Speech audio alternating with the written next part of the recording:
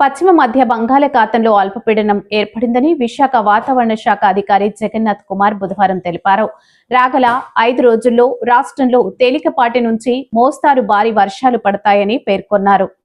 మధ్య బంగాళాఖాతంలో ఉన్న నిన్నటి ఉపరితల ఆవర్తనం ఈరోజు పశ్చిమ మధ్య బంగాళాఖాతం దానికి ఆనుకుని ఉన్న వాయువ్య బంగాళాఖాతంలో ఒక అల్పపీడనంగా పరిణామం చెందింది. వీటి ప్రభావం వలన రాష్ట్రంలో ముఖ్యంగా కోస్తా జిల్లాల్లో ఈరోజు అత్యధిక ప్రాంతాలలో తేలికపాటి నుంచి మోస్తరు వర్షంతో పాటు ఉరుములు జల్లులు ఉండే అవకాశం ఉంది. తదుపరి 2 రోజులు పలు ప్రాంతాలలో, 4వ రోజు కొన్ని ప్రాంతాలలో, చివరి 3 రోజులు మరలా పలు ప్రాంతాలలో తేలికపాటి నుంచి మోస్తరు వర్షపాతం నమోదయ్యే అవకాశం ఉన్నది.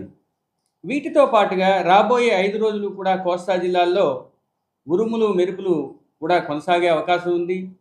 ఇంకా సుస్థిరమైన బలమైన నైరుతి ఋతుపవన గాలులు ఉత్తర దక్షిణ కోస్తా జిల్లాల్లో 50 నుంచి 60 కిలోమీటర్ల వేగంతో వీచే అవకాశం ఈరోజు రేపు ఉన్నది. తదుపరి 3 రోజులు 40 నుంచి 50 కిలోమీటర్ల వేగంతో వీచే అవకాశం ఉంది. ఇక భారీ వర్షాలకు చెప్పాలంటే ముఖ్యంగా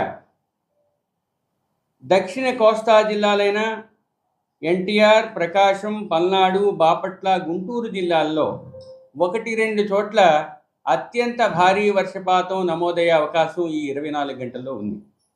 మరియు ఏలూరు, పశ్చిమ గోదావరి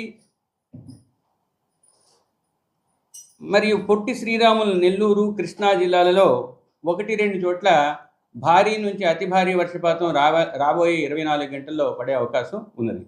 రాష్ట్రంలో మిగిలిన కోస్తా జిల్లాలైన అల్లూరి సీతారామరాజు, అనకాపల్లి, తూర్పుగోదావరి, కోనసీమ, కాకినాడ, తిరుపతి జిల్లాలలో 1-2 చోట్ల భారీ వర్షపాతం నమోదయ్యే అవకాశం రాబోయే 24 గంటల్లో ఉన్నది.